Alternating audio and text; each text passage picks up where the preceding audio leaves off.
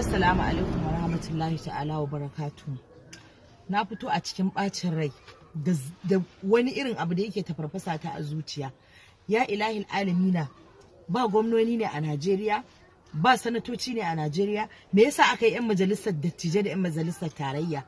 Fi sabilillahi abin da yake faruwa zulumshi kaɗai ne gwamna a arewa, zulumshi kaɗai ne gwamna a Najeriya. An sa bawan Allah a gaba.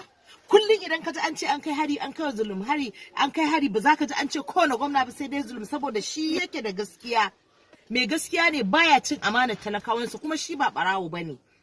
Shi yasa ake ta wannan cece ku ce din a kansa, ake neman rayuwarsa. To wallahi azib, da izinin Allah Ubangiji subhanahu wata'ala sai ya kula da rayuwar zulum. Allah sai ya ci gaba da bashi kariyar da yake bashi. Kuma wannan abin da ake a arewa yayi yawa. Jam'iyyar APC din nan fa fitowa aka ce za a yi jam'iyyar APC, aka hada jam'iyyu da dama, aka ce an yi maja saboda a kawo ƙarshen wannan tashin hankalin da ake. Amma tsakani da Allah da Annabi yanzu an koma ba abin da ake yi. Kullum sai a ce an je an kai hari Maiduguri, an kashe mutum. Fi sabilillah, kuna kallo ake zubar da rayuwar al'umma. Jama'a, gwamnoni ku fito ku yi magana mana idan abin nan naku na Allah da Annabi ne. Yan majalisa ku fito ku yi magana mana. Yan sanatoci ku fito ku yi magana mana. Fi sabilillah, kullum ba gwamnan da ake shan kansa sai zulum kullum. To ka ci gaba da yin kokarin da kake yi, baba Gana Umara Zulum. Allah yana tare da kai. Wallahi sai makiyanka sun ji kunya. Wallahi sai sun ji kunya, sai ka kai su kasa alfarman manzon Allah. Yanda ka fara lafiya haka zaka gama lafiya. Kuma kullun addu'an mu gare ka, Ubangiji Allah subhanahu wataala ya zama wakilinka a rayuwarka da mu gaba daya. Allah ya kare ka. A faɗi gaskiya ba za a faɗi gaskiya ba. Kullun sai dai a rinka birin a Najeriya. Me wannan shugabanci ne?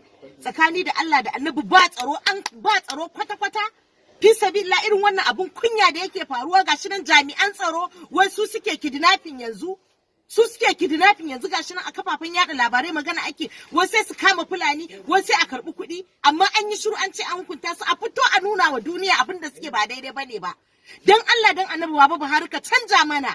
Muna da sauran lokaci, kullum ina faɗa muna da sauran lokaci. A canja mana, mun gaji. Wannan wani irin bala'i ne?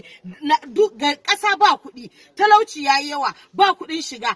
Albashi ma yanzu ya kasance sai ma'aikacin gwamnati wata kwana 32 da uku ba a bashi albashi ba. Yana yaya zai ci? Ba sana'ar da zaka fita kai. Ba dole ba, an tattara komai, an rike komai, ai mobilization a taimaki al'umma. Mu muka fito muka yi zaɓe. Dan haka wallahi na gindinka Baba Buhari, ka canja su wallahi talla a taimaki al'umma. Amma wannan kashe murabar da suke yayi yawa, zalunci yayi yawa.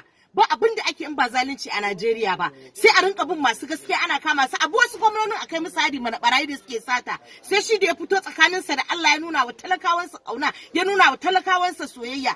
Yanzu wannan abin da jami'an tsaro suke yi, ana kokarin a kama kidnappers a can. An zo an ce wai an samu 'yan sanda wasu suke yin kidnapping, suna karɓar kuɗin fansa, amma an yi shiru. To wallahi sai mun fito mun faɗa. Wallahi sai mun fito mun faɗa, sai dai a tsire mu.